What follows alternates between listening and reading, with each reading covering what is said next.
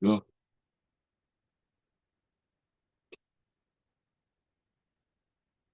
All right. It should be good to go. But as I mentioned, Messianic Jews, the word Messianic comes from the word Messiah, which means Christ. So they basically Jewish believers who follow Christ. Most of your Orthodox Jews um, don't believe Christ is the Messiah, but the Messianic Jewish community does. So they believe everything we believe in our Christian faith. However, they are Jewish believers, so they honor all the Jewish feasts, festivals, as well as adherences. And most are Jewish by birth. Some aren't. Some have been converted to Judaism or Jewish faith. And I give those disclaimers because there's a lot of confusion or there's a lot of misappropriated information or misunderstood information. And I just want to make sure we're clear. And I say that because I'm not trying to become a Jewish believer. I'm not trying to adopt the Jewish heritage. I am embracing the culture of the Bible. And we'll talk more about that as we look into this. I want to understand the way Jesus lived it out and the way his first century disciples lived it out. And so I embrace the Jewish background of scripture. And I'm not trying to convert anybody to be a Messianic Jewish believer or follower. But I do say let your own convictions guide yourselves and let's have a discussion if there's something that is challenging. Um, but I do want us to understand again the Jewishness of the Bible. The Bible was written from a Jewish context to a Jewish culture to a Jewish group of people. Eventually, it circulated beyond that group. It began to be directed toward just people of the world. And we're going to look more into that today as well. Any comments, thoughts, questions so far from what I said? Everybody still Uh, tracking? yeah, I am. I had a question that was asked to me when I was sharing last week our topic, and the question was the chosen people, you know, and and I really didn't have an answer, you know, but the Bible say that the Jews were the chosen people. So could you elaborate on that, or there is no elaboration need to be done? No, that's a great question. Matter of fact, that's part of our study. Let me pull up my notes. I got 6 questions for us today. One is, who are the Jewish people? We'll discuss that. Two is, where did they come from? Three is, how were they created? Were they created? Four is, did they always exist? Five is, are they God's chosen people? And then six, if so, why or how did they become God's chosen people? All right. So I think if we answer those questions, we'll answer your question. But great question, valid.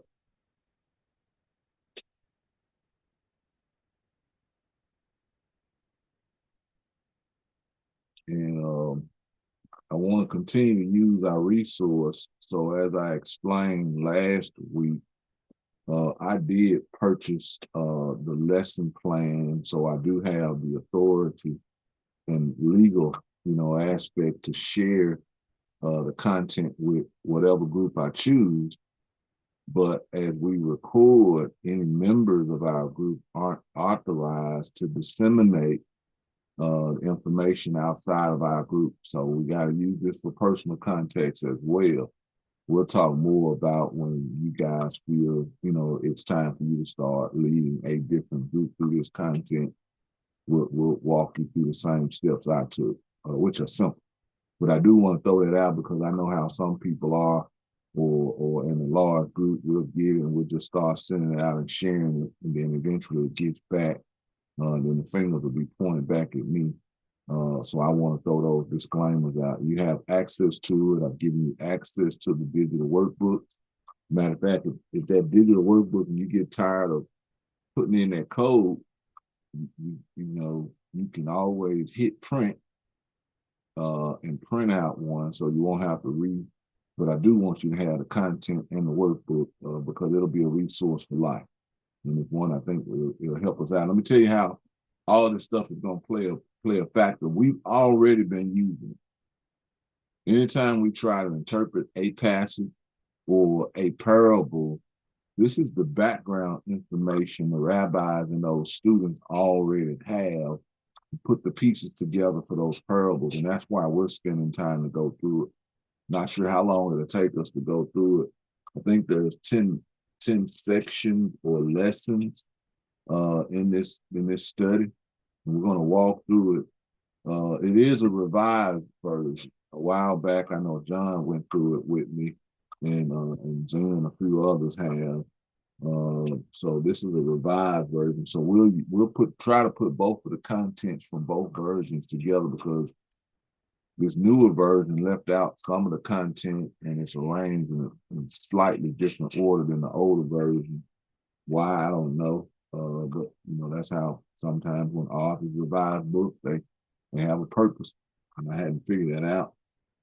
But the first section that we're dealing with is titled The People of the Book.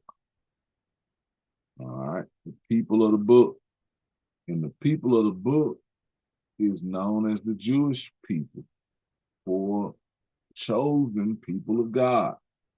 All right, and this becomes challenging for us sometimes. So when you hear the people of the book, what are some thoughts and questions come to mind?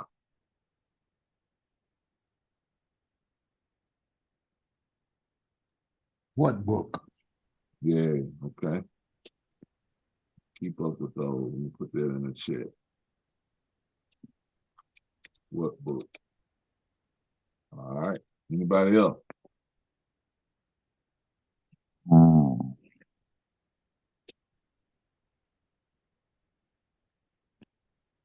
You hear the people of the book, what questions come to mind?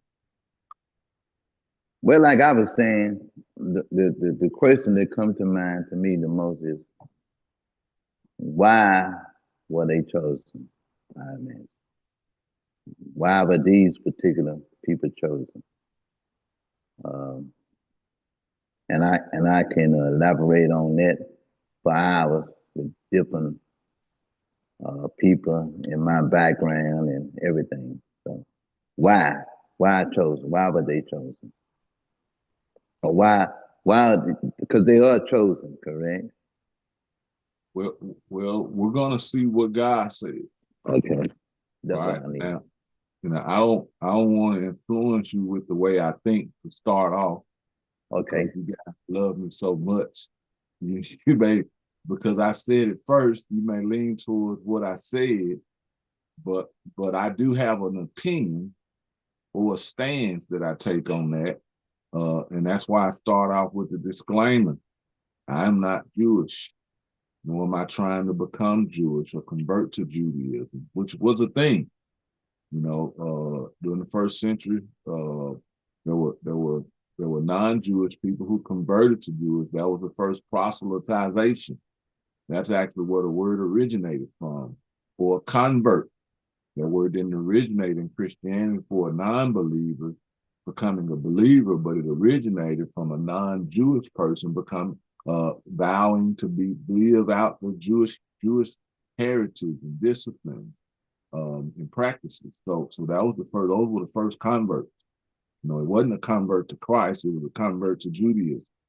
All right. So yeah.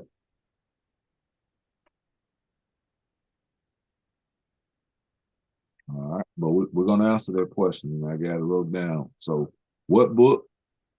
Why were they the chosen people? Why were these particular people chosen? Any other questions come to mind? We hear the people of the book.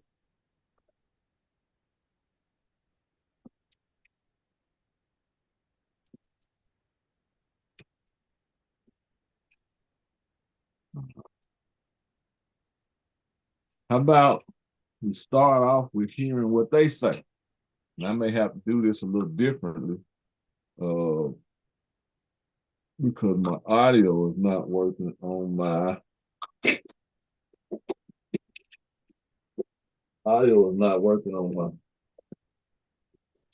computer. So I'm gonna have to log in, try to get it a different way. Trying to put these. All right, let me see. I'm gonna have to log into the group and share it from my phone. All right, do that first.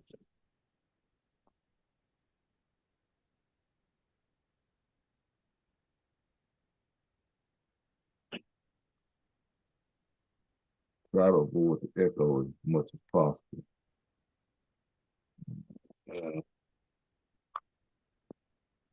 Okay.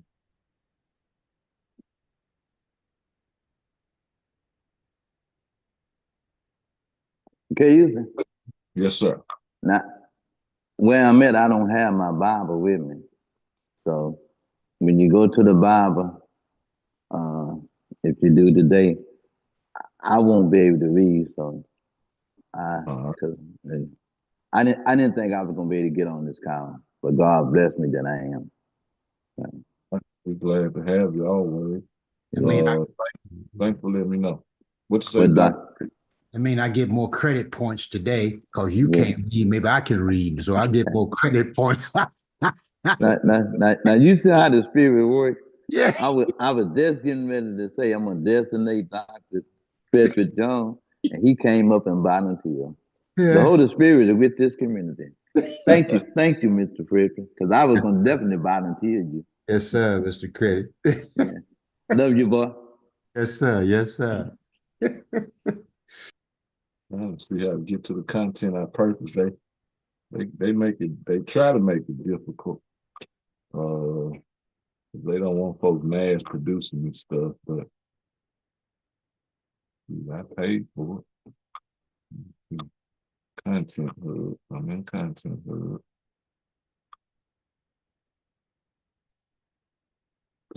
Learning something. There we go. It's off.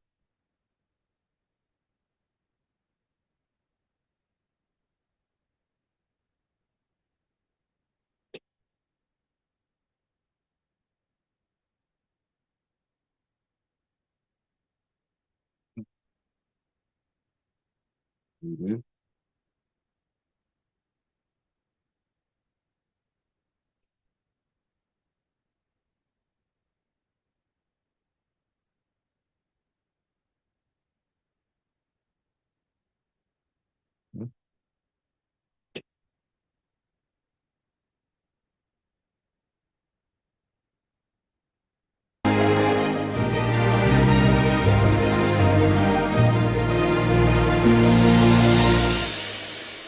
Welcome to the very first lesson of HaYesod, the foundation. You know,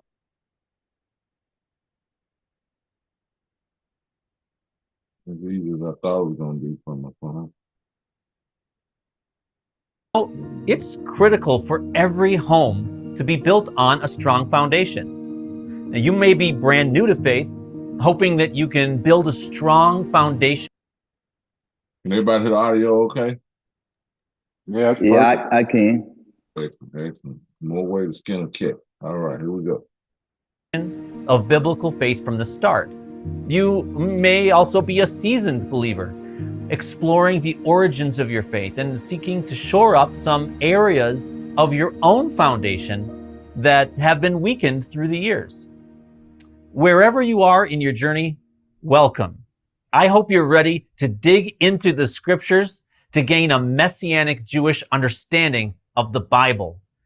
I believe that with a tender heart to God, by the time we're done with this course, you will have a newfound strength and clarity. I'm Aaron Eby, a Bible teacher with First Fruits of Zion. This is the Brahms Center. This is the First Fruits of Zion Center, dedicated to Messianic Jewish learning here in the heart of downtown Jerusalem. I'll be your principal instructor for this course. So pull out your pen and open up your workbook to lesson 1. Your workbook will help you get the most out of this course and will serve as a resource for review. So keep it handy and take good notes. We're going to start this study by getting to know the people of the book. You probably already know that Jesus was a Jew. His Hebrew name is Yeshua.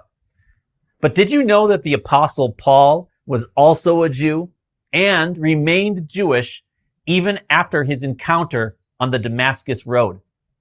So were all the apostles and first followers of Yeshua. In fact, the whole Bible was written by Jews. In Romans 9, Paul speaks about his physical kinsmen and countrymen, the Jewish people. He calls them my brethren, my kinsmen, according to the flesh, who are Israelites. Elsewhere, Paul also refers to himself in the present tense as a Jew and as a Hebrew and a member of the nation of Israel. These are all terms for the same thing, the Jewish people. In your student workbook, complete the definition for Israel by filling in the blank. Israel is the name of the Jewish nation. The Jewish people belong to the nation born of Abraham, Isaac, and Jacob. In the Bible, God changed Jacob's name to Israel. The national name, Israel, then, is short for the term children of Israel. Now, today, Israel is also the name of the modern state of Israel. Now, of course, Paul was not referring to the modern state. He was referring to the Jewish people wherever they lived. The Jewish people are also known as the chosen people because God chose our forefathers, Abraham, Isaac, and Jacob, and made a covenant with them. At Mount Sinai, he made a covenant with the whole nation and gave them his Torah. He chose them out of all the nations on earth to be his treasured possession and a kingdom of priests to the other nations. He says, "For you are a holy people to the Lord your God, and the Lord has chosen you to be a people for his own possession out of all the peoples who are on the face of the earth." The Apostle Paul says that the Jewish people still are God's chosen people because the gifts and the calling of God are irrevocable. Now, in your student workbook, complete the definition for chosen people by filling in the blank. The chosen people refers to the Jewish people. Finally, the Jewish people are also called the people of the book. And that's because the Bible tells Israel's story. It's the story of how God chose Abraham, promised to make his descendants into a great nation, how he rescued them from Egypt, adopted them as his chosen people, made covenants with them, gave them the Torah, dwelled among them in his holy temple, and gave them all the prophetic promises about the promised land, the kingdom, and the Messiah. Now, here's how the Apostle Paul expresses it. In Romans chapter 9, verses 3 through 5, he speaks of the Jewish people as my brethren, my kinsmen according to the flesh, who are Israelites, to whom belongs the adoption as sons, and the glory, and the covenants, and the giving of the law, and the temple service, and the promises, whose are the fathers, and from whom is the Christ according to the flesh, who is over all. A short way of saying all of that is the Bible belongs to the Jewish people because Paul's list pretty much sums up the whole Bible. Let's define each of these terms Paul uses. All right. We're gonna define those terms, but I want to have a discussion before we get to this piece. Trying to note where we are. A lot of interesting stuff. All right. And I want us to be honest with ourselves. I ain't asking everybody to agree on anything. All right. Go here.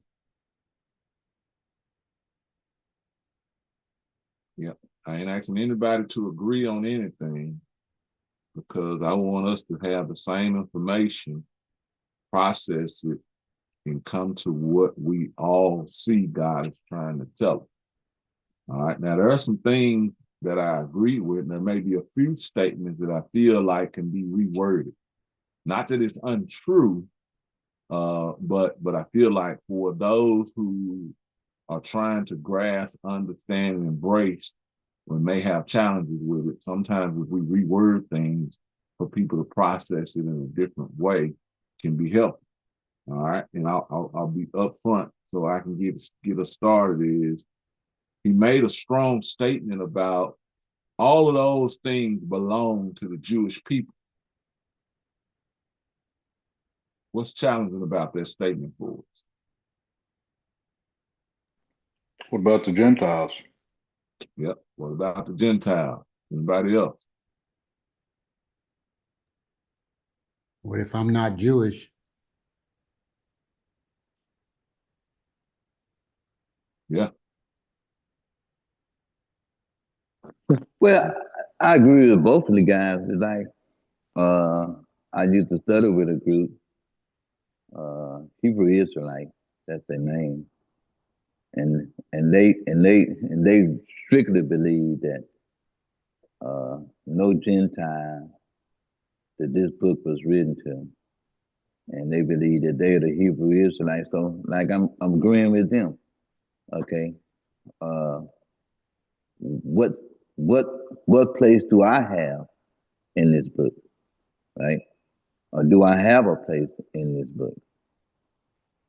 Where's my place? So I got to look for my place in this book. If I do have a place.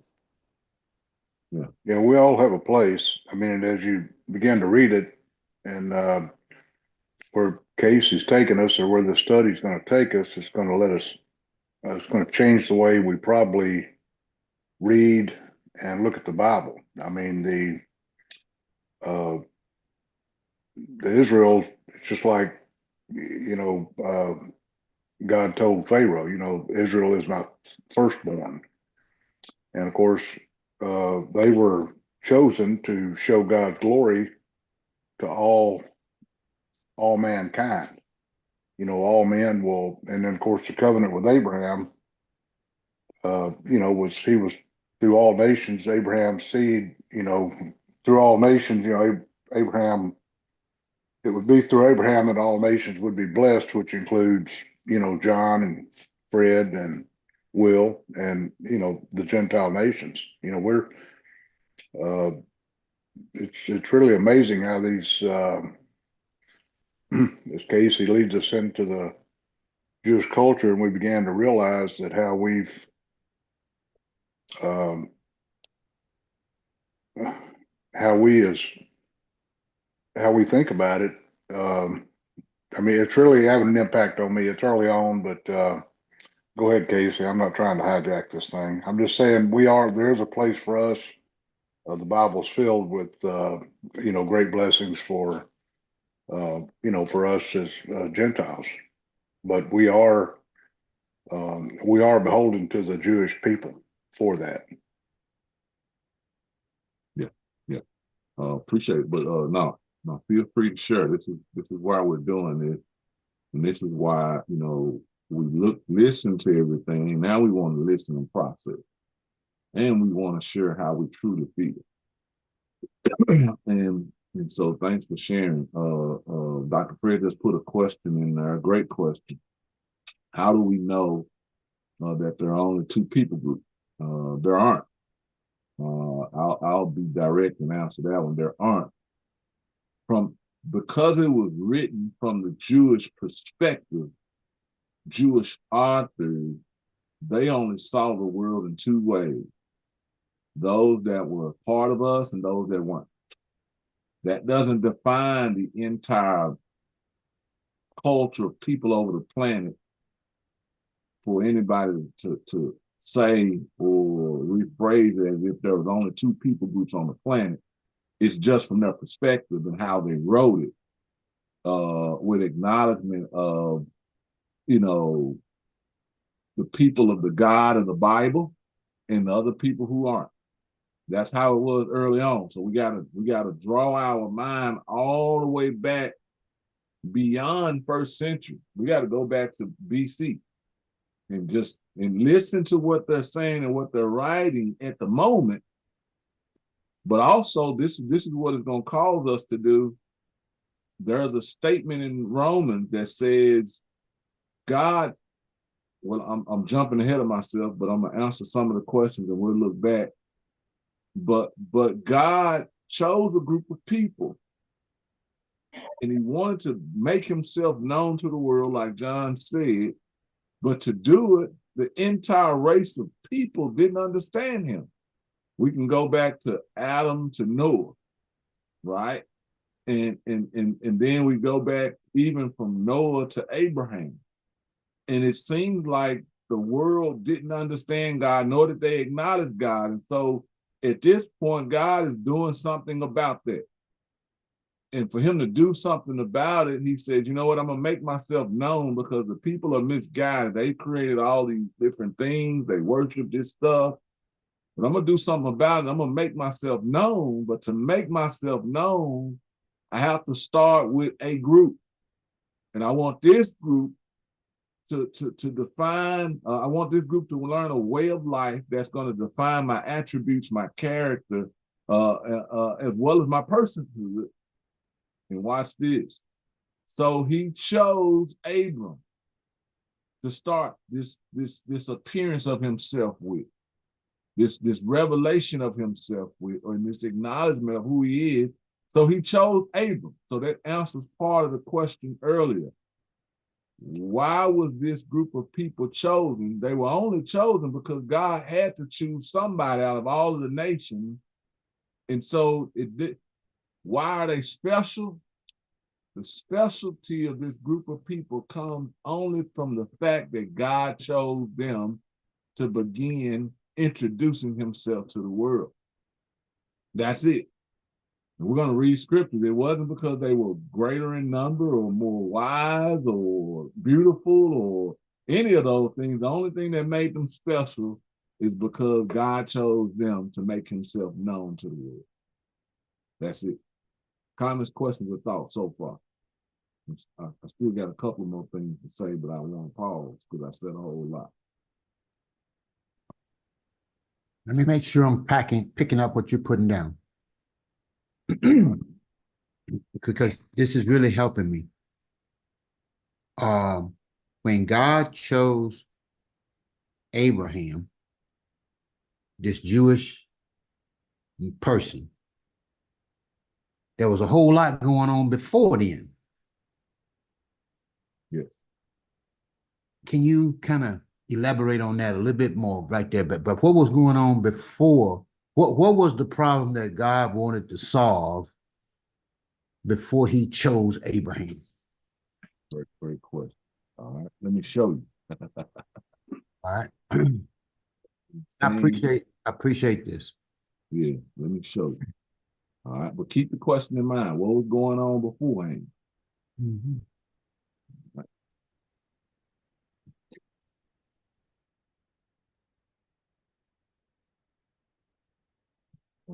Let's go back to Genesis, just for the sake of knowing we're going to Genesis chapter 4, and then we're going to look at Genesis chapter 6.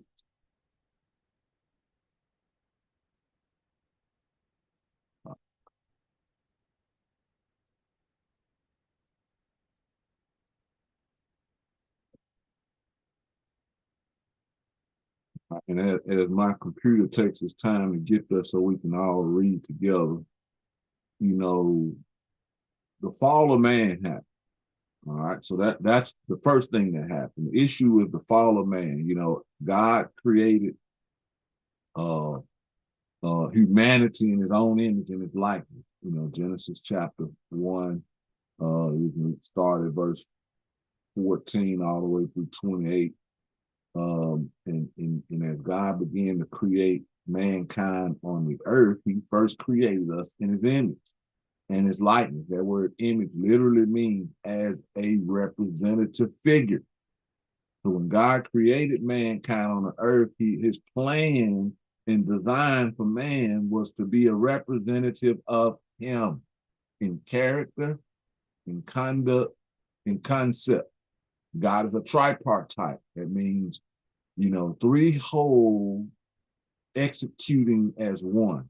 That's where the triune, if we want to defend the triune nature of God, you got to start with tripartite.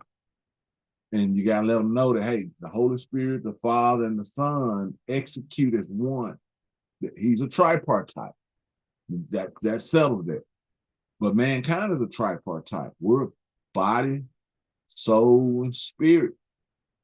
All three executing as one. That's the concept. All right. Now, when he first created us, he created us with his character, the only character known to man at that time without sin. And he breathed the breath of life into man, and he showed us how he created Adam. The Bible shows us in chapter 2 that he formed man out of the dust of the ground. The mist went up from the earth, it moistened the dirt, and God began to put his hands into the dirt. He used his own hands and shaped Adam from the dust of the ground. But Adam didn't become a living being until God breathed the ruach. His whole person, God breathed a part of himself into Adam. Now we got to think about that and pause for a moment.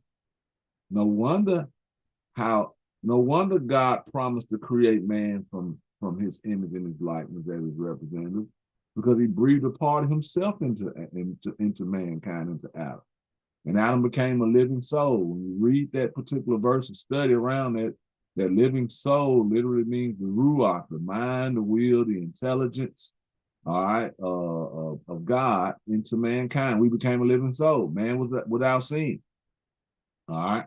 When man sinned, the Spirit of God vacated the body of mankind, and mankind will have this void that only we see being filled when we allow God to come into our heart.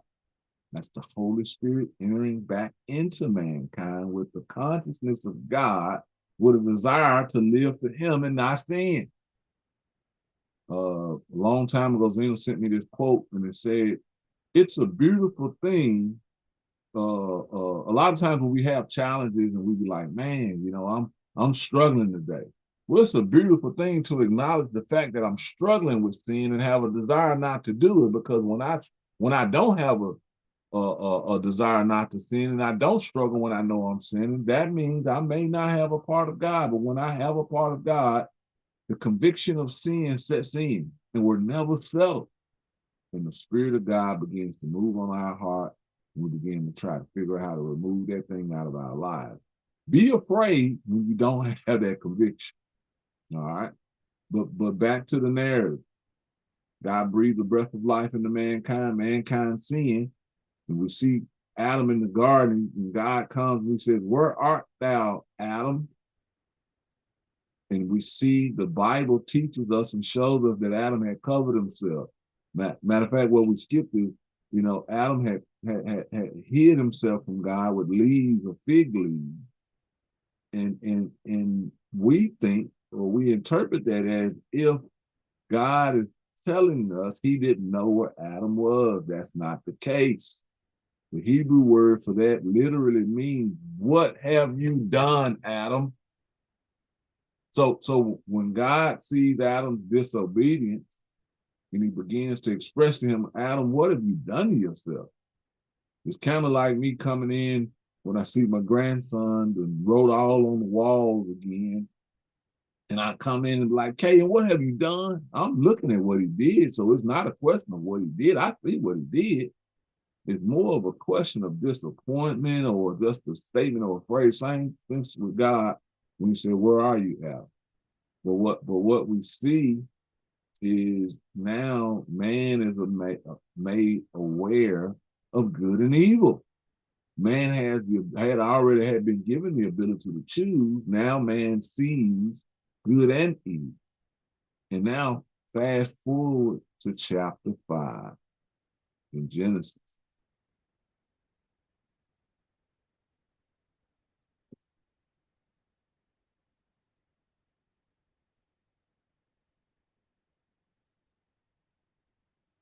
Talk about Enoch. Let me go back.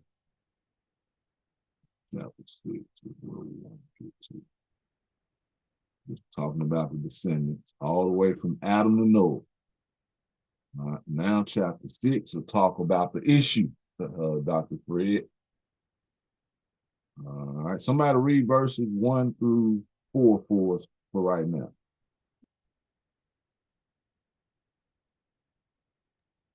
Chapter 6. Yeah, let me help you out. All right, yeah. Chapter 6, verse 1 through 4. Now it came about when men began to multiply on the face of the land, and daughters were born to them, that the sons of God saw that the daughters of men were beautiful, and they took wives for themselves, whomever they chose. Then the Lord said, My spirit shall not strive with man forever, because he also is flesh. Nevertheless, his days shall be 120 years. The Nephilim were on the earth in those days, and also afterwards, when the sons of God came in to the daughters of men, and they bore children to them. Those were the mighty men who were of old, men of renown. All right, so a lot of debate on a lot of this stuff. I won't touch into that, but the first question people ask is who the daughters were born to them. The sons of God saw the daughters of men. You know, what is that? This is the best analogy. Adam's direct descendants could be known as the daughters, the sons of God, and the children's children from Adam's descendants could be known as the daughters of men. All right, a lot of other ways to interpret that. All right, but what happened is, or the point of it all is, they began to choose and do things out of God's design will. But God hadn't necessarily defined his will at this point with clarity, but God just was letting us know what was distasteful in his mouth. And them choosing to sleep with any and everybody was distasteful, just like it is in society today. You don't have to be a believer in anything to know that when people sleep with multiple people, it's distasteful. And that's what was happening, right? Men were choosing to follow the desires of their own flesh. All right. And then we see also that God's spirit had got displeased with man because of those choices. So this was the issue, man. So this is what's happening. All right. The spirit of God, man had been adapted or governed by the spirit of God when he first created us. But when sin entered the world, man began to be adapting and governed by their souls, the will, the emotions, mind, will, and emotions. So their intellect, what they thought and saw. All right, but and that started to cause men with choice. Yes, sir. I don't mean to interrupt you, but I got to make sure this is being recorded, because I can't miss this. So I ain't going nowhere, but we are definitely recording it, right? Yes. Okay, that's all I want to know, sir. Yeah. Thank you. Yeah. So when all that happened, the mind, will, and emotions of man, the center for that mind, will, and emotion was to please the flesh. Whatever the flesh said they wanted. If the flesh said eat, it eat. If the flesh said sex, it's sex. If the flesh says anger, it was anger. If the flesh says kill, it killed. And so that's what's happening. And that displeased God. And we'll see this continue. Comments, questions, or thoughts?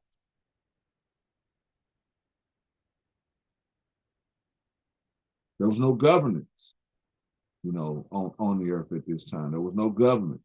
There was no people government. There was no standard of life. All right. People began to live and do things the way they chose. If their mind said do it, they did it. If their will said do it, they did it. If their emotion said do it, they did it. And there's no governance on the earth. All right. So now somebody read verse 5 through. Teacher, Yes. teacher, I have a question here. Who were these sons of God? Were they angels?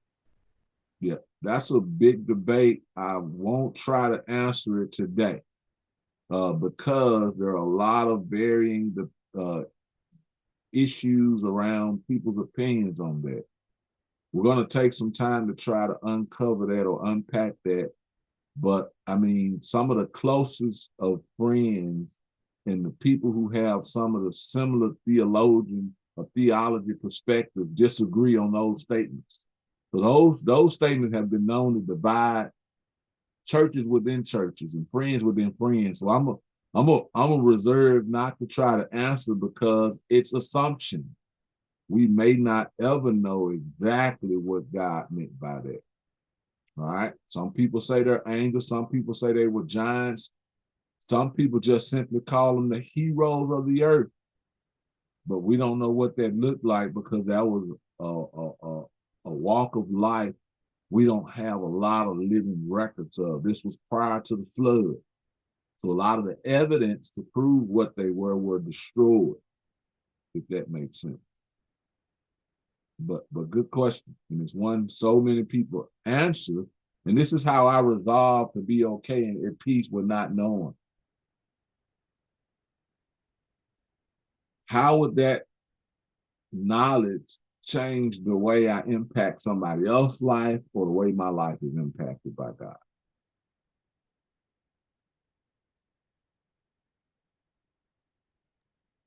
Well, and you can rest assured they were all wicked because only 8 people made it through the flood, and it was not the Nephilim. Yeah, and the 8 people weren't righteous. They made it through one man's righteousness. So, and what does righteous mean for Noah? Anybody?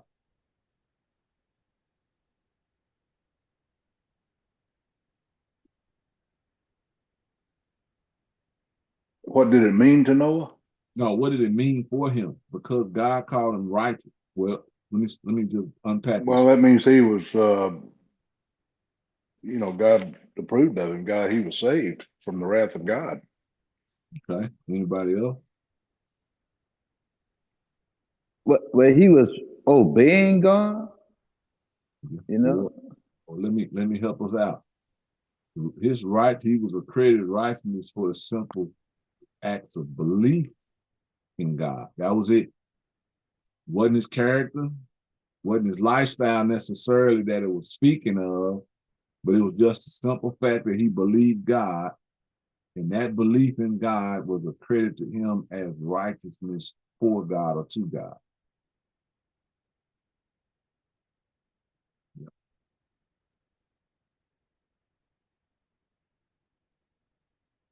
Yeah. All right. But again, God was displeased with the way mankind spirit, I mean mankind will, emotion, and the intellect caused them to make choice. Somebody read verse 5 through 8.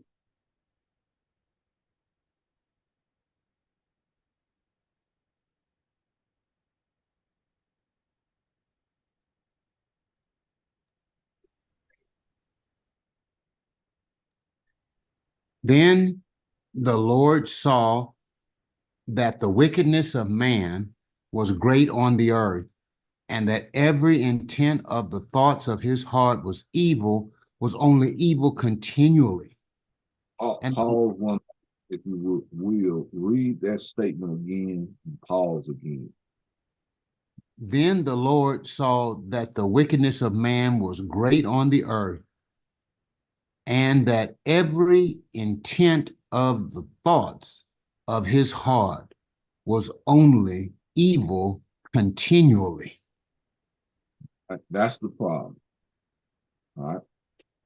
So when God saw that, he recognized and understood man did not know him, nor did man understand the earth was created by him because of the way they responded. We only live according to how real God is to us. And the way they lived, God couldn't have been all that real.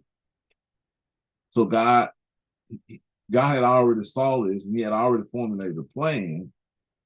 And the plan that he put in motion was to make himself known to the world. But to do that, he had to choose a group of people on the earth to begin to establish himself, his way of life. All right. And he had to choose somebody out of all the people on the earth at that moment. He had to choose somebody. But let me share this with you. At this time, at this moment, as we read the Bible, we can read all the way to Noah and after the flood. There was no nation of Israel at this time. There was no Jewish people at this time. That's just something we got to acknowledge. So he put a plan in motion to establish the nation of Israel, to establish Jewish people. But there was no Jewish people at this time. All right. But he chose. And actually, excuse me, Casey, and the name Jew comes from the short for Judah. That's why that's why they were called Jews. That's what I've read. Is that correct, Casey? That is correct. So the first title or reference to the group or this culture of people was the Israelites or the nation of Israel. The Israelites or the nation of Israel. So that would mean when God came to Abraham, Abraham was not a Jew. He was not. Abraham was from Mesopotamia, or the Chaldees, with and you see how small it started out. I mean, when you take Abraham came out, it was just Lot. It was Abraham, his dad, and Lot, and their two wives, and then Haran. Abraham's daddy died, but Haran's other son died while he was still in Mesopotamia. And anyway, so it kind of goes on from there. So you see the humble beginnings, and then and I think Casey, you can correct me if I'm wrong, but going back to Fred, where you asked about the different nations, the Gentiles was a generic term for everybody that wasn't Jewish, but all the nations were pretty much come out of 70. There were 70 nations that came out of the. If you read all the genealogies to, I guess, Genesis and stuff, is that right? Isn't that right, Casey? Yes. Yeah. John, can I ask you a question? Yes, sir.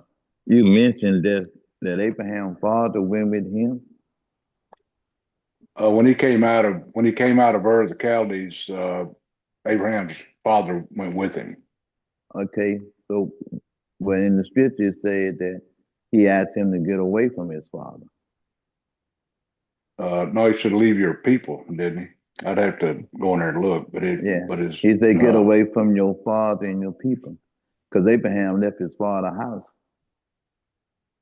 Yeah. I'm just asking. I'm thinking. Yeah. That was a contextual statement, but Abraham's father did leave, but it was God acknowledging, the transition or the submission. Now Abraham would be the father of the Bedar, and I'll go a step further. Abraham's father never became Jewish. Abraham's father never became a part of the nation of Israel. All right. The nation of Israel was established by a promise. As soon as God made a promise or a covenant with Abraham, we will see the establishment of the nation of Israel. Like I mentioned before, the nation of Israel didn't even exist at this moment. And in God's plan, he had to choose a group of people to make himself known. So you know what God did? And some people may debate about it, but we can see my way of explaining is God created a group of people. You know who he started with? Abram and Sarah. And he looked at them and he made a covenant with them. He says, you know what? And we're going to read it. He says, you know what? Your nation, your seeds will become a nation of nations. All right, and will be as many as the multitudes that like sands on the seashore. But he chose to begin a group of people through Abraham and Sarah.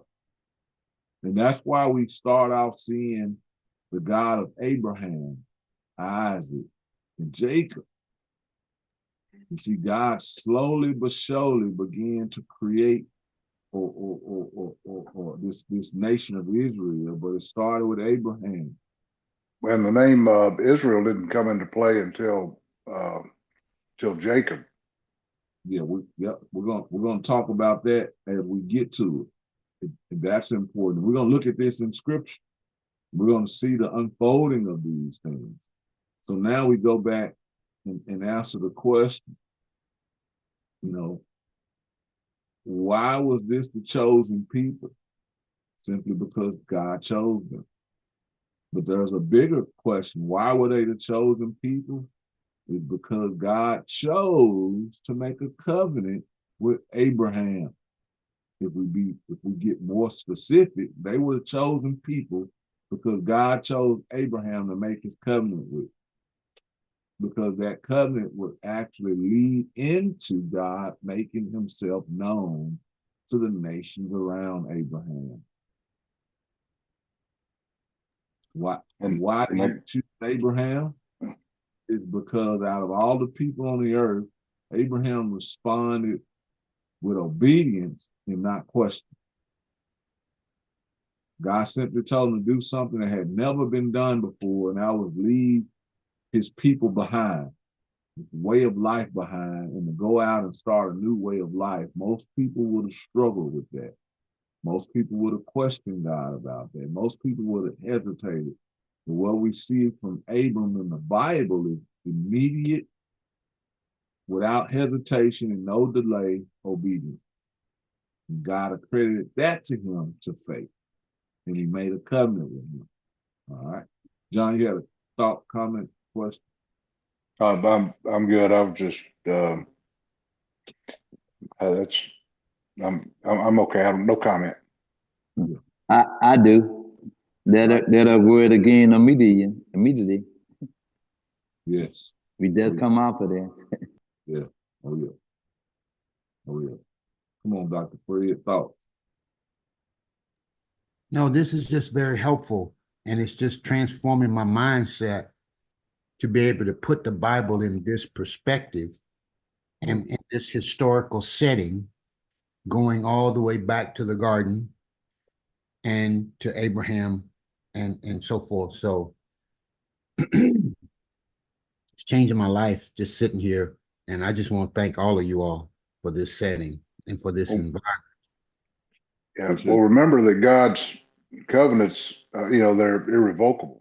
So from the time he made that covenant with Abraham, it really, what it's done for me is it's helped me realize how I need to understand what the covenants are, because that means Israel is in play today, and the land is in play today. And what happens to a lot of us in the Protestant communion is we try to spiritualize everything, and but it's all going to happen right there in Israel. When this whole world rolls up like a scroll, the New Jerusalem's going to come down right there where it is. Christ is going to reign from Jerusalem. And the key thing is we're going to be resurrected. We're going to be in real bodies. We're not going to be sitting on the cloud playing a harp.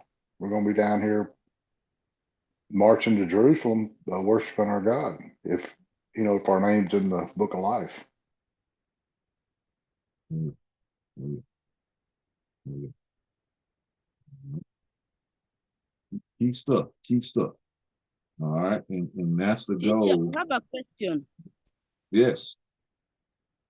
So I would like to know, where did the nation of Israel, the Israelites, start from? Because if Abraham was from Mesopotamia, so I would like to trace where the Israelites started from whom? All right. Great question. All right. We're going to look in the book, in scriptures and read through it. I got some passages for us to trace out. But let me give you a narrative, and these aren't my words. We're going to look at these. So God chose Abram and Sarai, and he changed his name to Abraham because of the covenant he made. Once he made the covenant, he changed his name. And the covenant was to make a promise with him that his people, everybody who was born of his seed would be special. That's why they were chosen, because God promised that everyone born from your seed would be special. Now, it was very specific because it wasn't the seed of Abraham and any woman. It was only the seed of Abraham and Sarah. So that's the confusing part with Hagar and Ishmael. Oh, no, God said, I define this with specifics, not any seed, although, hey, he's going to become a great nation. But what I'm trying to create, the standard I'm trying to create, is going to happen through your seed and Sarah. And then from that seed, they produced Isaac. Now we have Isaac and Rebekah. All right. All right. And so only from that seed. So and then out of that seed, we see the twin. We got Jacob and Esau. All right. But God chose Jacob. He could have chose Esau, but he didn't. He chose Jacob. So once again, specialty happens because of God's choice of us, not us. Because Jacob wasn't better than Esau. Matter of fact, the Bible shows us that Esau was more wise, he was stronger, he was more outgoing, he was more obedient, he had better character. Jacob had the worst character of the brothers. So what made Jacob special? Because God chose him.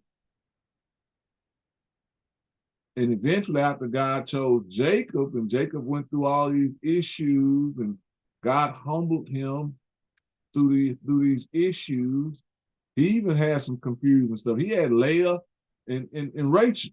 It's like, okay, it's some confusing stuff happened with him. So he was messed up, but he was special because God chose him. And then God says, I'm going to change your name from Jacob, which means trickster, and I'm going to change your name to Israel. All right. And that set the course. Come on, John. I think it would be helpful, just quickly, if Abram, Abram means, in Hebrew, means exalted father, and Abraham means father of a multitude. So you can just imagine, back then, children were big part of a man's wealth, so you can just imagine Abraham, somebody saying, wow, Abraham, there's so much in a name. Abraham, wow, multitude of many. How many kids you got, Abraham? And he says, well, I don't have any. And he was, 80 years old. So you see, I mean, it's just almost like, God knew where he was going. But Abram means exalted father, and Abraham means, father of a multitude. So when God made that covenant, he changed his name to Abraham, and then through his seed, that's where we are today. So anyway, sorry, just thought y'all might like to know that. Good stuff. No, good stuff. Good stuff. All right, let's look at the Bible. Let's read some of this stuff. All right. So let's keep going. Let's read. Let's continue. Let's read verses, and we're gonna get more clarity to your question, Winnie. But wanted to give you the narrative because I did want to make sure we covered each one of these passages that we're looking at, so we can follow the story. I think it's important.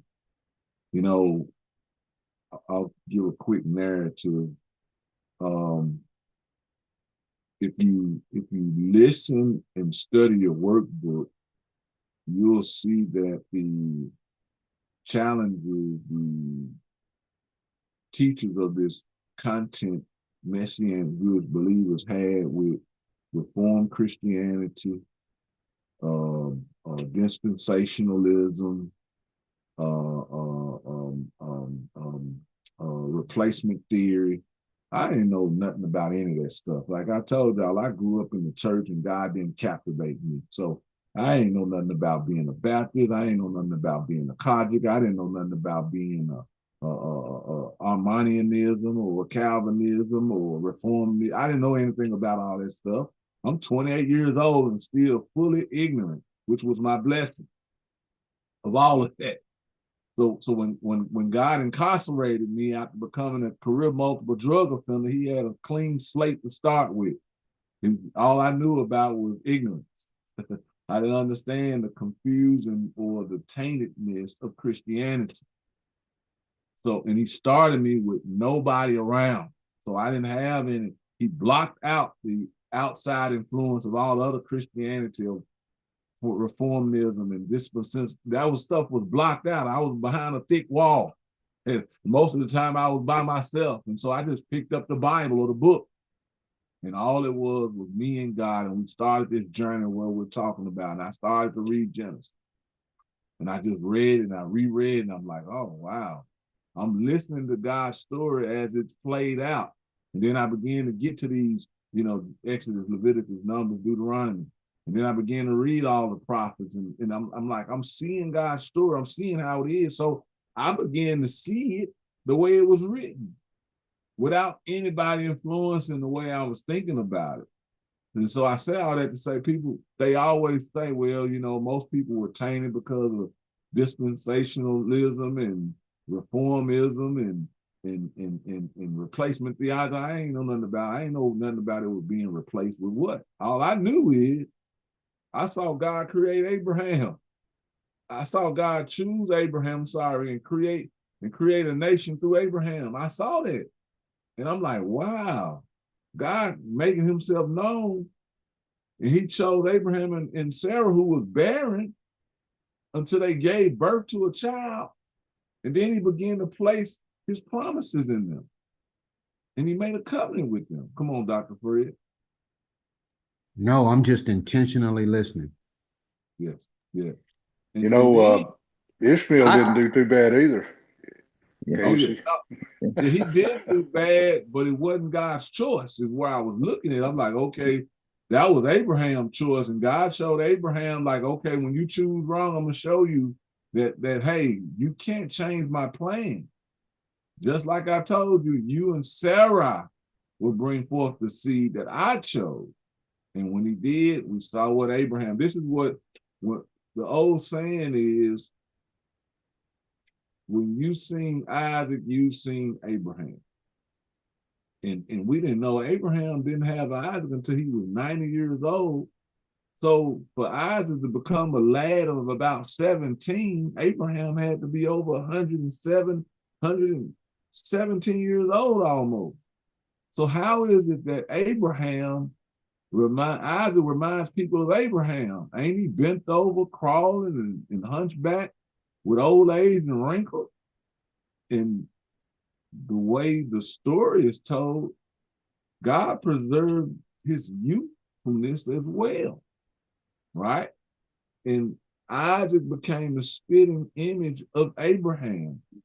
But what we also see is all the principles of life Abraham spent as God spoke to him in the quietness of night, in the dreams of dreams, in the stillness of the day. Abraham invested all that experience he had with God into Isaac. And we see Isaac did the same. And we saw how the trickster, Jacob, it didn't really register at first until Jacob ran away in fear for his life from Esau. And then finally the things his father had invested into him began to resurface. Train up a child in the way he should go, and when he is old, he will not depart from them. And then we see all of those things that Abraham had invested into Isaac were invested into Jacob. And he finally acknowledged, once again, we only live according to how real God is. When God became real to Jacob, Jacob's life changed. And God began to change his name to acknowledge that and change his name to Israel. So we see these things being played out, but the purity of it, without influence, is hard to get back. And that's one of the reasons why we're on this journey. We want to see what God was doing from the beginning. Yeah. Would you mind repeating that statement? We only live to how real we see. We only live according to how we only live according to how real God is to us, is what I say. We only live according to how real God is. Thank you. Meaning So when God ain't real, we'll live any. He ain't real to me, I'll live any kind of way. And we see that unfold every day of our life. Come on, bro Will. so right now, we are living and learning from a chosen vessel of God, which is you. Because you had no other influence, and the God looked down time and chose you. Now, would that be a correct statement? I would disagree. You wouldn't, or you would? I would not. I would not, because I only had that Bible in my cell, and I read it because God chose me for that moment of my life to begin to reveal Himself to me. You guys are only influenced and in relationship with me because God chose me at that moment, and in obedience, I trusted and believed Him to be prepared. So what does that mean? There's a moment in every person's life where we will be chosen by God. Let me rephrase it and say it another way. There is proof at this moment that you have been chosen by God.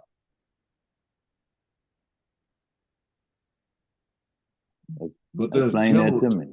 Okay. Yeah, explain it to you. You said no. You said there is proof. Yeah, there's that proof we have. that Okay. been chosen. Okay. I'm listening. Yeah. The proof is you have a heart now to hear, to see, and to understand God's will for your life. Without that, you wouldn't do that without being chosen by God, because there's other people around you who don't have a heart and a will to understand God's purpose and will for their lives. That desire came from somewhere, and you didn't always possess it. At the moment you possessed it, that's the moment we can acknowledge God chose it. Thank you. Everybody don't possess it. All right. But let's keep reading. Let's keep reading. And again, hopefully this helps. Hopefully this helps. Right. Because most of the time what I learn is all manuscripts, lessons, teachings start off with assumptions.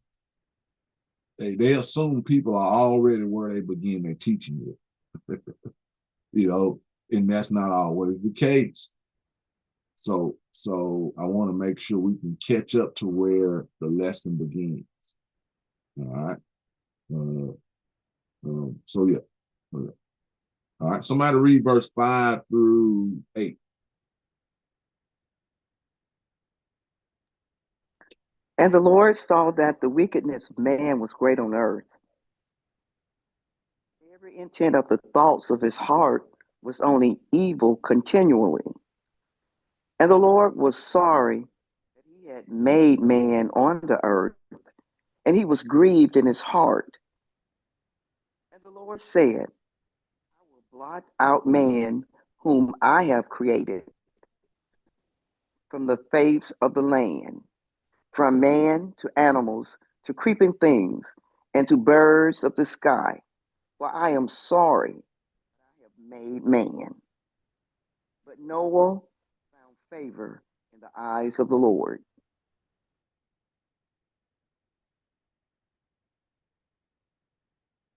Interpret that is Noah was tried and tested and he measured up by God. He was measured up by God's standard. There was something about Noah. God tested the way he made choices. Think about it. God was displeased at the way mankind made choices, to the point he acknowledged the fact that they live as if they don't know I exist and don't know who I am. But something about this Noah, he makes different choices. See, Noah had very little to really, he had the faith of a mustard seed. Matter of fact, a half of a mustard seed, because he had very little to believe in God's existence. But yet he knew something about this earth. He was like, this is greater than all this foolishness I'm seeing around here. There got to be a creator.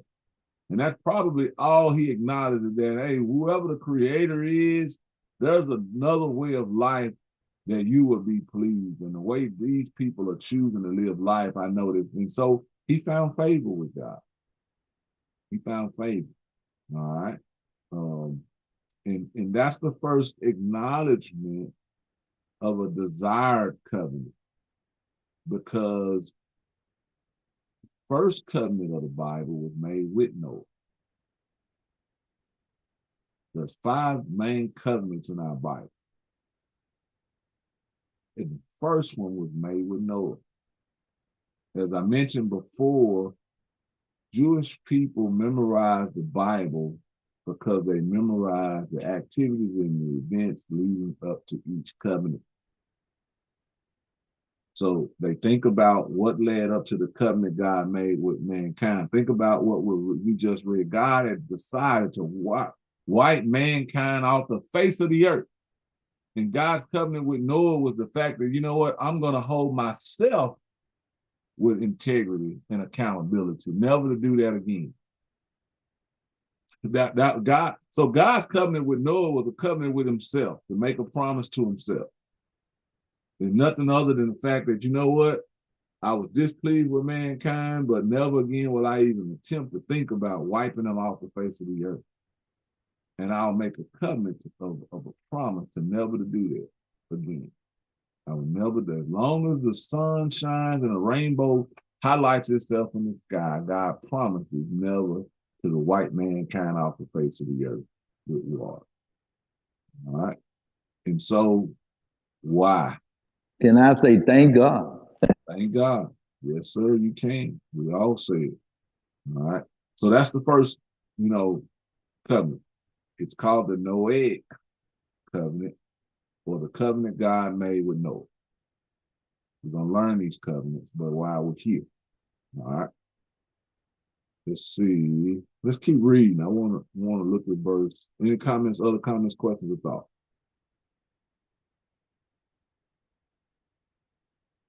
You left that open loop. That open loop. There are 5 main covenants. We're going to talk about the rest of them later. I'm like, what's them 5? What's them 5? All right. Yeah. We're going to get them. As we get to them, it's going to help you remember them. All right. Okay. All right. Okay. Get to them. It's gonna help you remember. Lopez, how you doing? Welcome, my brother. All right. Excellent, excellent. So yeah, we're gonna get to those covenants as we walk through them. But this is gonna help us remember. First covenant is the Noahic covenant. That way we can repeat it in my mind. 5 covenants, first one Noah. We're gonna get to it. We see the other one, we're gonna be like, oh, we're gonna do the same thing. We're getting ready to get to the second one here short. All right. Okay. All right. Let's see. So read verse 9 through 12.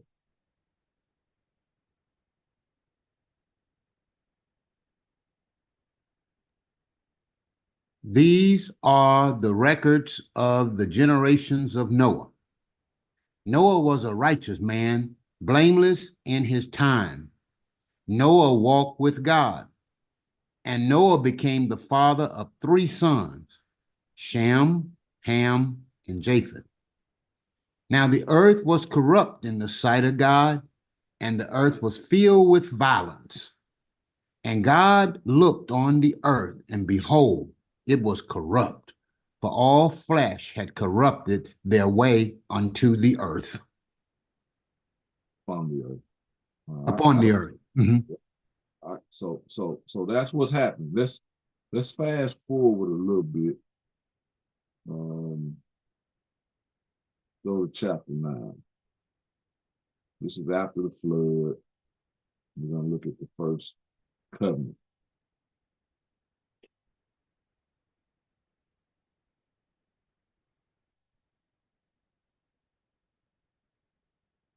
Let's read verses 1 through 7 for right now. Hold on one moment. Sorry. We need to look at something.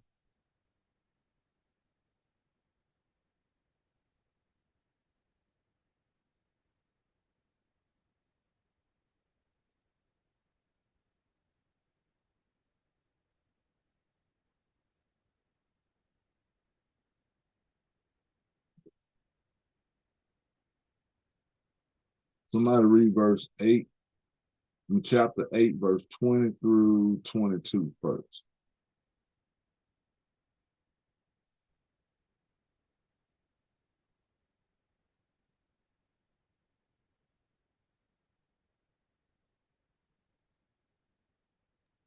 Okay, guys. Okay. 20. Then Noah built an altar to the Lord and took of every clean animal and of every clean bird and offered burnt offerings on the altar. And the Lord smelled the soothing aroma, and the Lord said to himself, I will never again curse the ground on account of man, for the intent of man's heart is evil from his youth, and I will never again destroy every living thing as I have done. While the earth remains, seed time and harvest, and cold and heat, and summer and winter, and day and night shall not cease. So this is the covenant. See, a covenant, we'll get into this again, but a covenant is an agreement between 2 parties. We call it a ketubah. All right, and there's words of a covenant. These are the words of the covenant that God made with Noah. All right. You know, the model of covenant making is marriage. Marriage should begin with words 2 parties agree to live out and never break. And as we know, we see winter and summer, day and night, cold and heat continue to evolve. And every time it gets cold and it gets warm again, you know, we should remember God's promise, God's covenant, you know. All right? We should remember that. All right. See. So let's go back to chapter 9. All right, somebody read verses 1 through 7 now.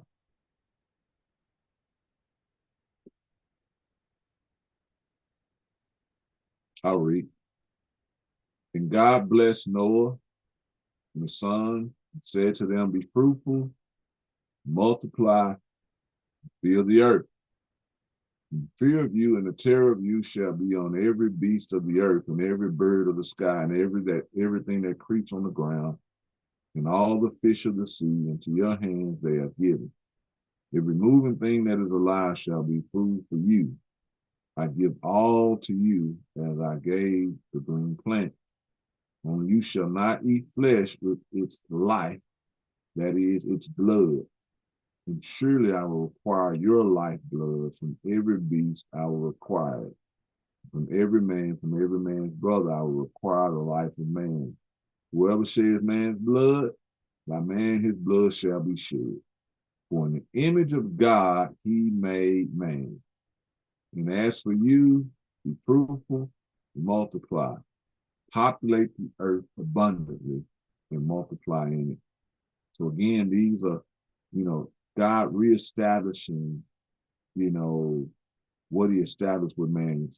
I still created you in my image. I still created you to be a representative figure. That's his desire. All right. Be fruitful, multiply, and replenish or populate. All right. So let's keep going. Verse 8. Now we're going to see the covenant detail. Is this after the flood right here? Yes, sir. It is. Okay.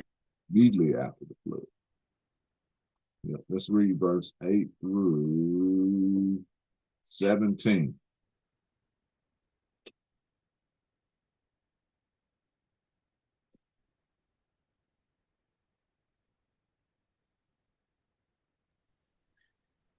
Then God spoke to Noah and to his sons with him, saying, now, behold, I myself do establish my covenant with you and with your descendants after you, and with every living creature that is with you, the birds, the cattle, and every beast of the earth with you, of all that come out of the ark, even every beast of the earth. And I establish my covenant with you, and all flesh shall never again be cut off by the water of the flood, neither shall there again be a flood to destroy the earth. And God said, this is the sign of the covenant which I am making between me and you and every living creature that is with you for all successive generations. I set my bow in the cloud, and it shall be for a sign of a covenant between me and the earth. And it shall come about when I bring a cloud over the earth that the bow shall be seen in the cloud.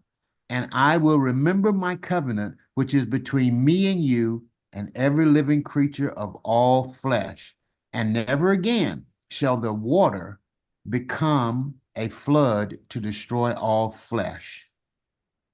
When the bow is in the cloud, I will look upon it to remember the everlasting covenant between God and every living creature of the earth, every living creature of all flesh that is on the earth. And God said to Noah, this is the sign of the covenant which I have established between me and all flesh that is on the earth. So something to remember, and we'll review this in a later study, is the covenant has words between two people, and there's a sign. So the covenant has words, and there's always a sign. The sign of the covenant of marriage is the unbroken symbol of the ring. All right, the covenant always has a sign. So that's the first covenant. But there's something important. He established this covenant not only with Noah, but he said with his descendants. So that means this covenant, God chose Noah to establish it, but he also chose the descendants of Noah to be recipients of it. In some kind of way, that makes them special. But he's going to continue to narrow down, this choosing of a group of people, because Noah had 3 sons. And just like, the promise is he told them to be fruitful, multiply, and populate the earth. So that population of people grew to the point where can we identify the chosen? It was hard. It's impossible. Who's fulfilling the promise of the covenant? This covenant was God to fulfill. What mankind's fulfillment of it? It was God to fulfill. All right. But let's keep reading. So now let's go to Genesis chapter 12.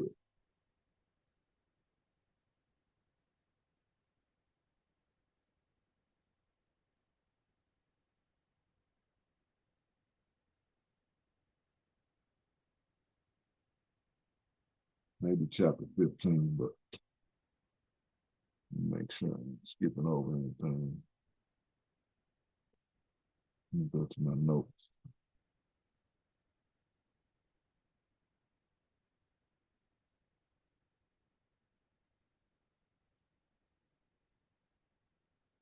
Yeah, Genesis chapter 12, we're going to look at verses 1 through 7.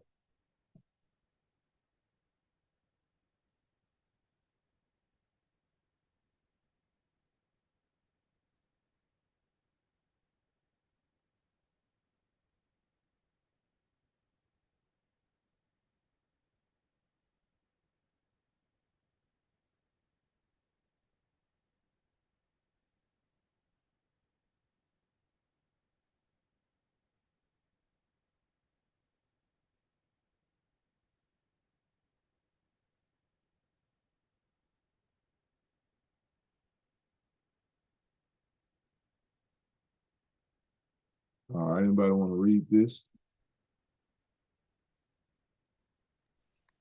Genesis chapter 1 through 7. 1 through 7. Now the Lord said to Abram, "Go forth from your country and from your relatives and from your father's house to the land which I will show you, and I will make you a great nation, and I will bless you and make your name great, and so you shall be a blessing. And I will bless those who bless you, and the one who curses you, I will curse.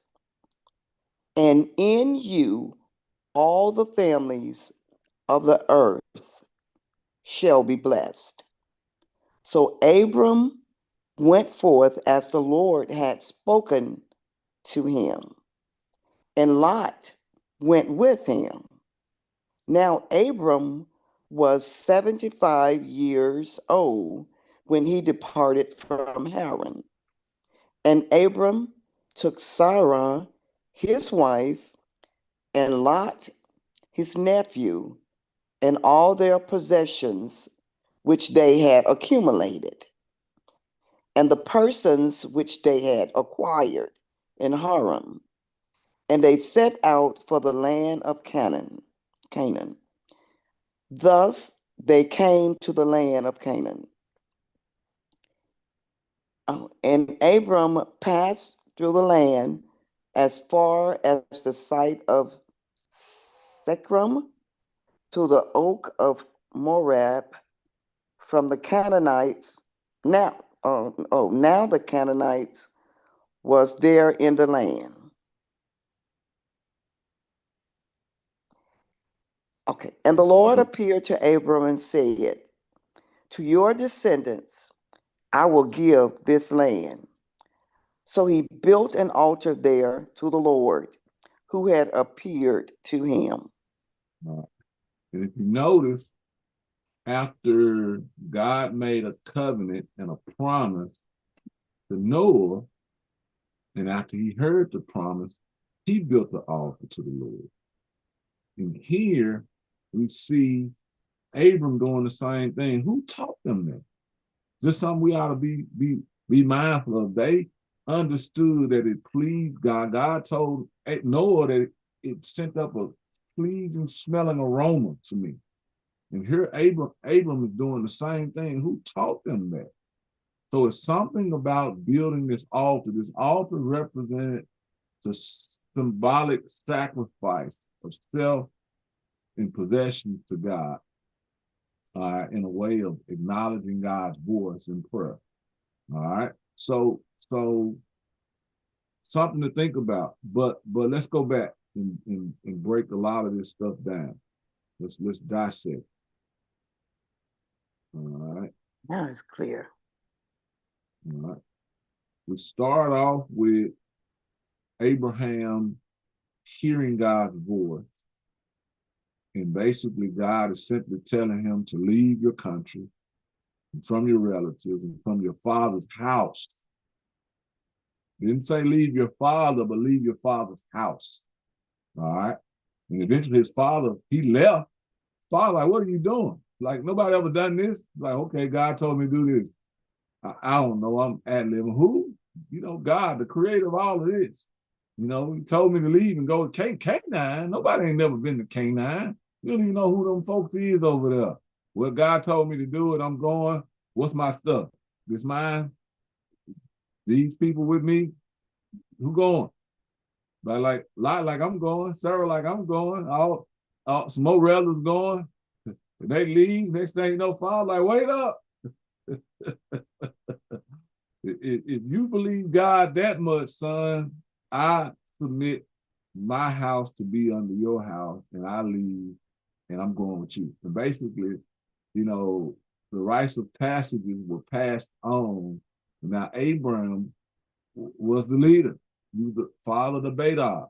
All right, and he leads. But he does it by simply obeying the voice of God. Now, listen to the promise. He says, I will make you a great nation. Let me go back to the question. Why were they chosen? Or how were they chosen? Right here. This is the choosing. This is the beginning of the choice. To make them special is because God chose Abraham and promised to make him a great nation. He simply chose Abraham to be a great nation. This is the beginning of that choice God made. Why did he choose his people? It's because of the promise he made with them. It had nothing to do with the people. It was the simple fact that God is honoring his own words, which is why he chose them. But look at what he was going to do through them. Let's see. And in you, all the families of the earth shall be blessed. So the choosing of the people wasn't just for the people. It was for all the families of the earth to be blessed. But in order for me to bless all the families of the earth, I got to start with one person or one nation, and that was Abram. So why were they chosen? To bless the nations. They were chosen to bless all of the nations or the families of the earth. So they were chosen with a purpose. We're recipients of this promise now, because now when we read our Bible, we just immediately assume it was always for all the families of the earth. But it had to start somewhere. And it started with this group of people, or the people of the book, called the nation of Israel. We'll continue to read more. Any comments, questions, or thoughts? Does this help so far?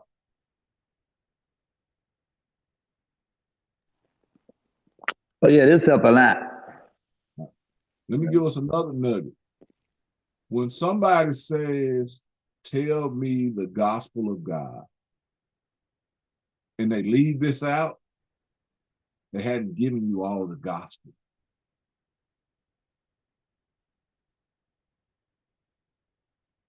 When somebody says the gospel of God is the death, burial, and resurrection of Jesus Christ, they only told you the ending and not the beginning. But you don't know the full good news. So the beginning is when God made a promise to Abraham, and God chose Abraham and said he would multiply, bless all the descendants of Abraham. Would that be the beginning? That's the beginning of the good stuff. We read the beginning of bad stuff. Ah, Mhm. wait a minute. Okay, so if you don't mind. So when God saw that the heart of man was evil and man was continually doing evil, that was that's what grieved the heart of God. And if it wasn't for that, there would be no gospel. So that's the So if there ain't no bad news, you can't appreciate good news. oh, man. Like Gary Good News used to say, right? Hmm. Yeah. Uh-huh. Yeah. Yeah. Yeah. I'm getting the full picture. Can you explain that a bit more? I didn't quite get that. Oh, good question. Good question. All right. So the statement was if we don't if we don't include this in the gospel, we haven't given somebody the full gospel message. The gospel message begins with God creating a perfect world without sin and man falling, corrupting themselves, and God being displeased to the point he desired to wipe mankind from the face of the earth as if they were never created. Yet because of his plan for salvation, God made a covenant with Noah. He made a covenant not to destroy mankind from the face of the earth again. But he began to establish a plan to place his standards for his character and his will and his way of life with people of the earth. And he began to make a covenant with Abraham to bless the earth. That's the beginning of the gospel. The good news started with God promised to bless mankind through Abraham because of our fall. We needed something more than what we've given ourselves because of the corruption of our hearts. But to begin to set it in motion so we can be blessed, he had to choose a person who would eventually be a part of a people group or a nation, and that was Abraham. But I went into a lot more detail in that. But the gospel of God begins in Genesis and not Matthew.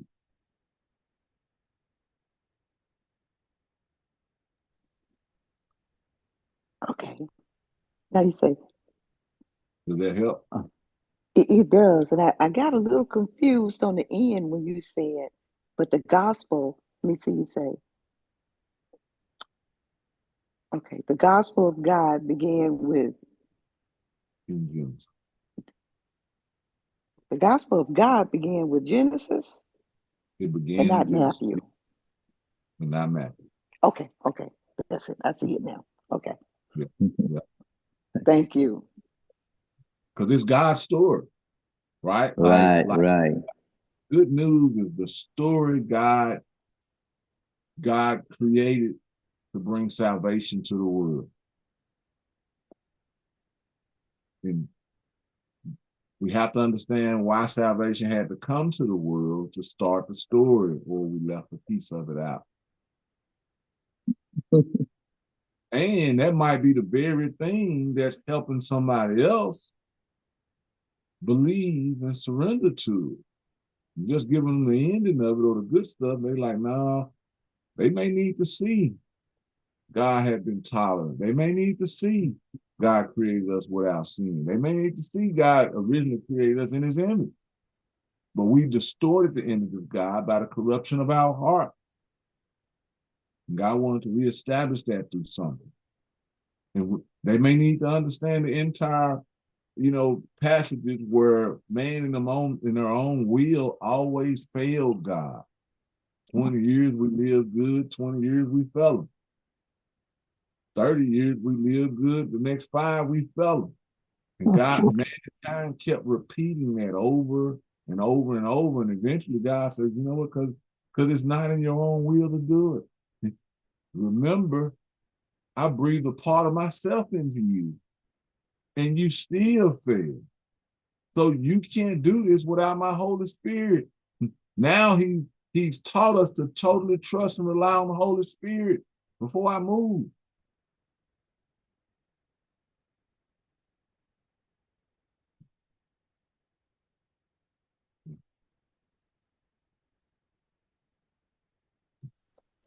Thank you, Pastor Casey. That's good. That's good. You know, Houston, with you teaching this, someone is saying that Jesus quoted make a lot of sense now. Because one of Jesus' saying was there was a argument because Jesus was saying that before Abraham I am, right? And then they were saying like, how you gonna say you before Abraham? You ain't, but you're not even 30 years old. And Jesus made the statement that Abraham seen my day, and he rejoiced. I got to find that verse, but now, like you say, seeing the beginning, instead of me going to the ending, is making a lot of sense now. Why Jesus did and made all the statement that he made.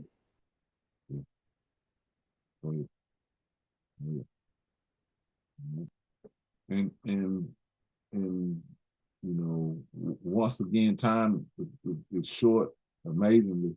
Didn't realize we had been in this discussion this long.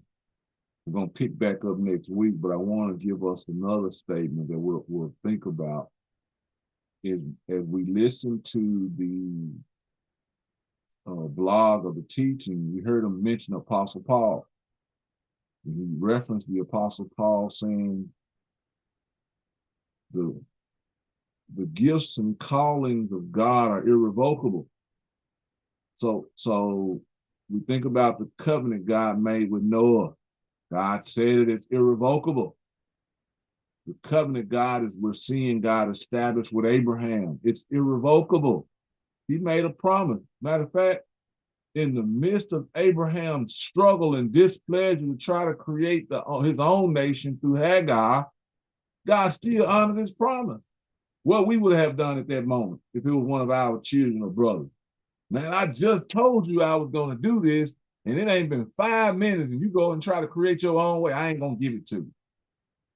We would have revoked our promise, but God didn't do that.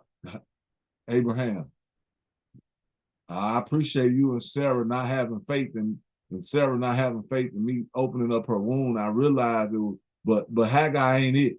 But I tell you what, since y'all did this, I'm gonna make him a great nation too. I'm gonna bless him in another way. But this particular blessing is only for Isaac. And that's when he told him, you're gonna have a son named Isaac. Not only will you have a son, I'm giving you the name prior to you even knowing you know, she's conceived. His name is gonna be Isaac. And that's who my promise that I told you is gonna be fulfilled through. And so to me, that's phenomenal. Like, you can't make this up. People can say what they want to about, you know, disbelieving this and not believing that and this. You can't make this stuff up. And to me, sometimes we leave out the very information that may help somebody else understand and how to make a full commitment. So we want to walk through this, but we got to understand it for ourselves. But I did want to make sure we understood why they evoked Paul in that passage in Romans, is because as we hear and see these promises, God never changed his mind or his heart. Now, we also got to understand and listen with clarity to the promise. Some of the details of the promise are only for the people he's spoken to. But there are some of the promises that's going to expand or evolve to the descendants of those people. And some of those promises, as we inherit, he promised that he was going to bless all the families of the world or on the earth through these individuals. And so that's what we want to clarify. So we started our discussion with statements, questions. Come on, Winnie, yes. I would like to get more clarity. So that means the covenant that God made with Abraham is the same that worked also for Ishmael to become a great nation, the same covenant God made with Abraham, because it was supposed to go to Isaac, but then Abraham and Hagar led to Ishmael's coming. And so is it because of the same covenant that Ishmael also became a great nation? Yeah, we want to define great or what God meant when he told Ishmael or Abraham and Ishmael. He was only talking about in number and not impact. So he wasn't talking about the same greatness. He was just recognizing the fact that, yeah, he'll have many descendants as well. That's the promise of greatness to Ishmael, nothing more. You know, nothing more, if that helps. Yeah, that helps. Thanks. Yeah. Let's see. So we started off with questions.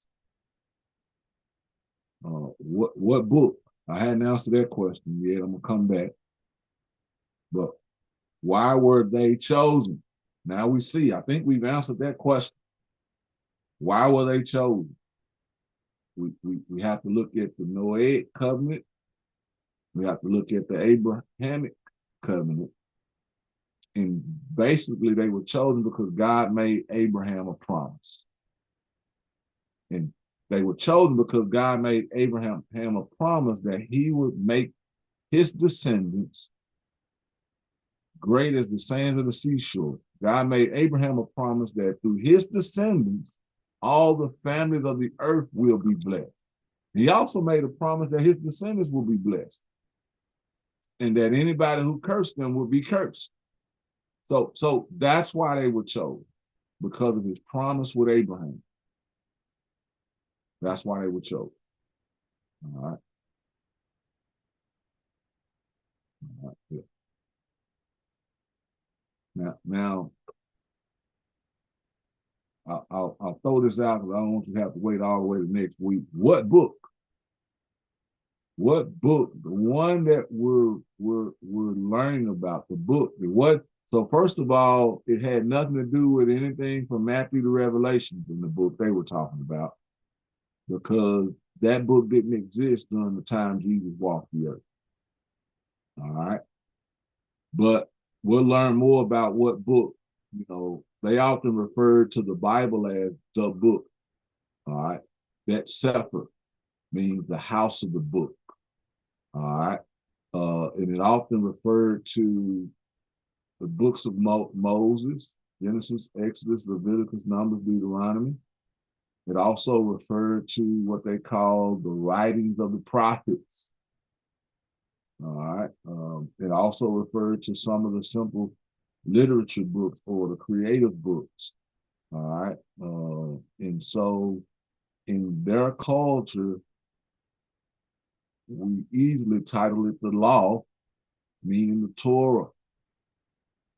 But also, when we expand it out from 5, Genesis, Exodus, Leviticus, Numbers, they would call it the Tanakh.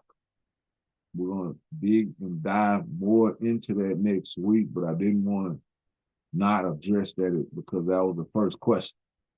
All right. But it's the story of the Bible or the story of God would refer to the book. Sorry, the story of God will refer to the book, because that's what the Bible is all about. It's God's story. So the book will refer to God's story. All right. But like I said, we'll dive more into that next week. Now, question for the group. How has today and what we've discussed helped?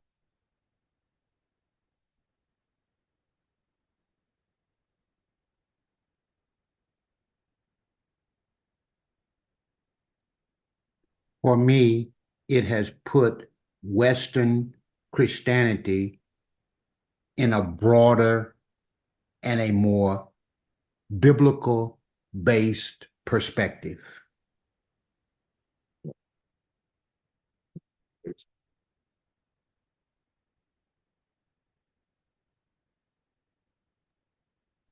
Well, it helped me. Go ahead. I'm sorry. Go ahead. Whoever. Thank you, Ms. Craig.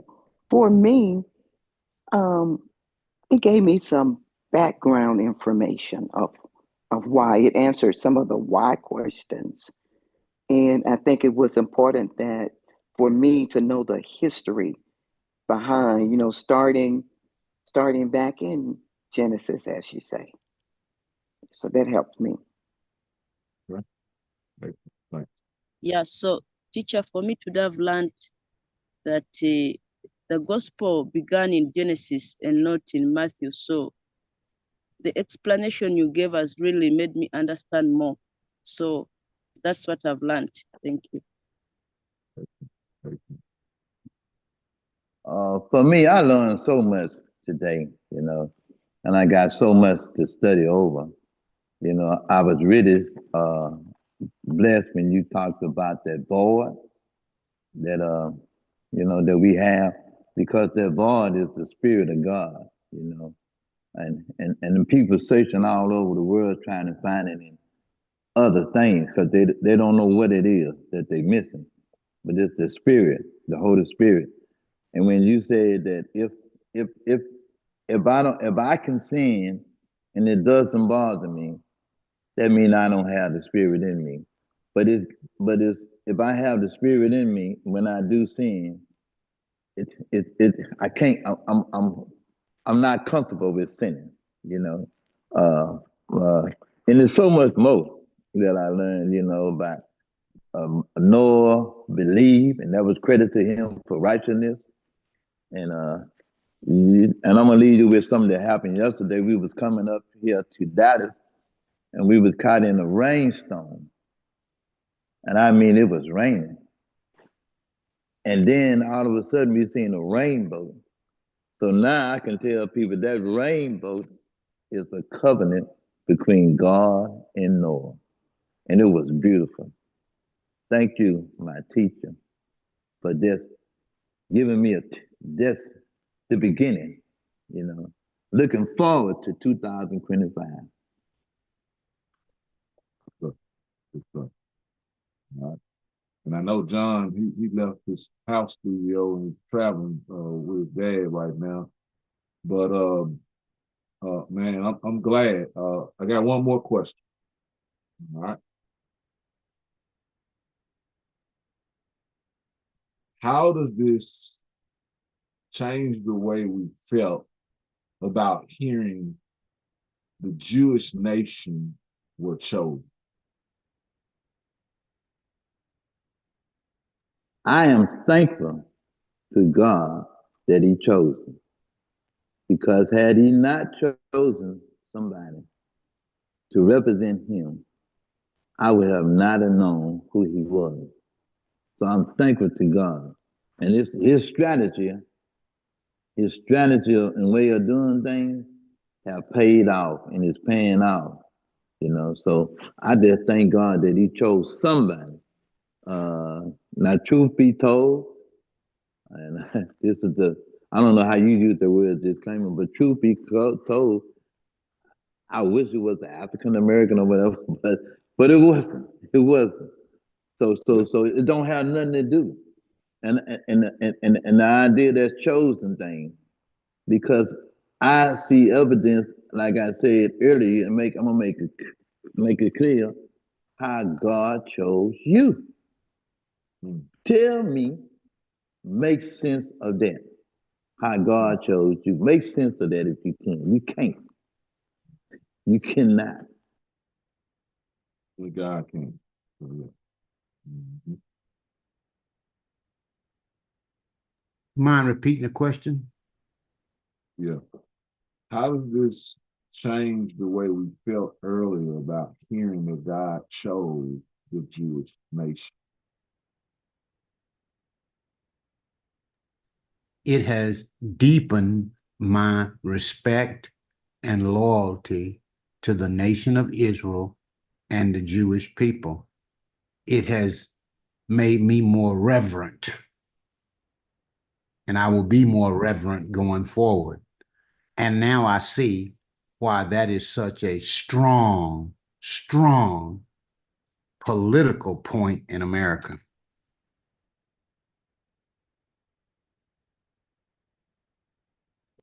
To me, I think that it creates a sense of belonging.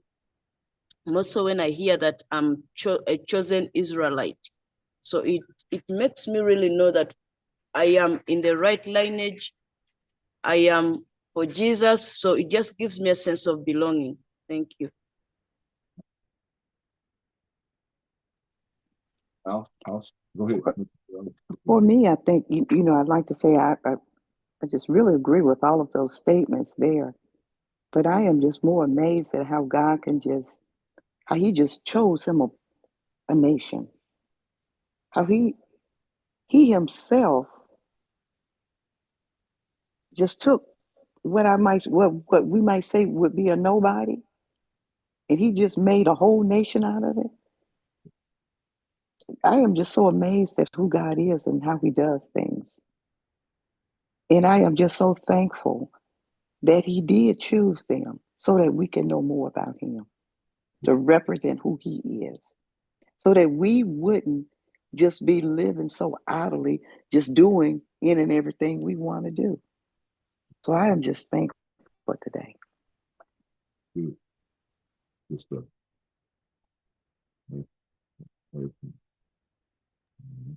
Hey, Pastor, I think one of the things it does for me is it just reinforces how important the entire scriptures are, and we can't discount the Torah or the Tanakh. We need to read all, in order to know the whole story, you have to read the entire thing, and especially seeing how the New Testament wasn't even around for centuries when all this was going on. And actually it wasn't even around when Jesus was on the earth. So it's really heightened my awareness of the Old Testament. Good stuff. Yeah. Yeah. I like to say,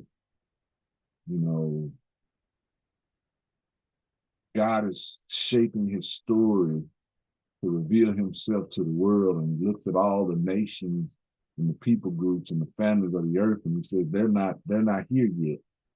And so he begins to create a nation, and he says, you know what? I'm going to take Abram and Sarah, and I'm going to put you guys together, and out of this special seed, this is how I will make myself known and reveal myself. Through this seed, it's going to be a people group that never existed before that seed is produced. And I'm going to call this seed the nation of Israel. And they're going to be a special people chosen to be blessed and to cause all the other families of the earth to be blessed. And that's how I see it now. I didn't see it that way always, but it deepens my appreciation and reverence as well. But also it helps me remove the fact that I want it to be special. Like Will said, I wanted my people group to be special. But I'm okay because I know because of that people group, it made me special. So yeah. All right. Well, that's all we have.